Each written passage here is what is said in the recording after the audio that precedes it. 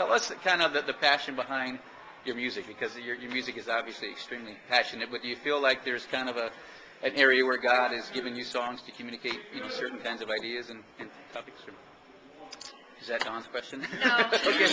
it's anybody's question. We've got I don't know, we have a broad passion for what we do. We've kind of always, from the beginning when we started playing music, had a passion.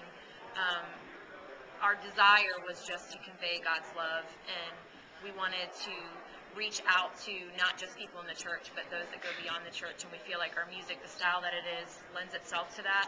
So we've just, from the beginning, just prayed that God would just give us music that would be something that people could relate to, that they would understand, it wouldn't be foreign to anybody, and that it would really just touch them, whether they were at a show or listening to a CD. We wanted God's presence to be felt through our music, and we feel like every album we felt completely overwhelmed with and very inadequate, but every time God's come through and answered that prayer for us with the feedback that we get from our fans and how God's used our songs to touch their lives, and it's very humbling, and we're very honored. Yeah. You mentioned that your desire is that the Spirit of God be prevalent in your music and be carried by your music. Just from where I was standing, the last song you guys did, This Time I'm Not Scared. What's the actual title of the song? Unbreakable. Unbreakable. Yeah, it's one of those that the song title's not one of the main things. It messes with my mind. But that song was so powerfully anointed tonight, and from where I was standing, I mean, that's just such a breakthrough song. There's so many kids out there that have giftings and callings that we know that God never changes His mind about, and even adults. And that song right there is such a freedom song to be released into the call of God in your life. That it was just powerfully anointed tonight. And I just want to thank you guys for that, and confirm what you just said. That the Spirit of the Lord was really in that song.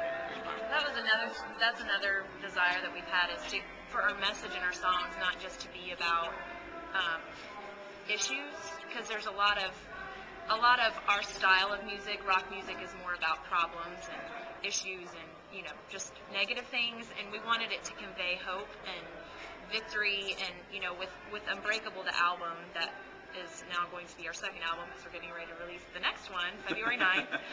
The theme with that one was living victoriously, right. And it wasn't like something we did on purpose, like just after we got all of our songs together, we're like, boy, this is a real message of victory. And with For Those Who Wait, which is the album coming out February 9th, it just goes along with that message of that we all have times in our lives where we're just stuck. We feel like we're not getting anywhere, and we're just thinking, God, when in the world are you going to show up? Because I feel like I've done this my whole life, and I'm not getting any further, and I don't understand what's happening. And a lot of times when that happens, we spend so much time focused on where we aren't that we forget to live and experience God where we are. And so the album, For Those Who Wait, it goes along with that theme, that God's in the waiting, and it's sometimes in that waiting that we grow the most, and we draw the closest to Him and really learn the most. And so that's something that's also important to us. So thank you. Is there a story behind that song, Unbreakable?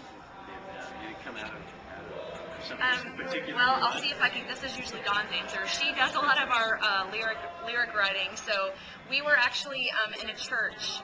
We were on the road, had no place to stay. So this lovely, nice church in Illinois had let us stay there, and we were just set up in their sanctuary during the day, just working on writing. And the rest of the band was just kind of jamming a song. We didn't really know what was going to come of it. And Dawn just got inspired by the verse that talks about the adulterous woman and the story where everyone wanted to throw the stones at her, and how, Jesus then spoke up and said, you who has no sin in his life can cast the first stone. And just, I guess the song was pretty much inspired by her feeling of knowing that God is such a loving God, that He's so forgiving, that we're going to have strength and be renewed. No matter what we've done in our lives with Christ, we can overcome anything that's in our past or whatever has happened to us in our lives. We can be unbreakable and victorious and have an even better life through Christ and what He does for us.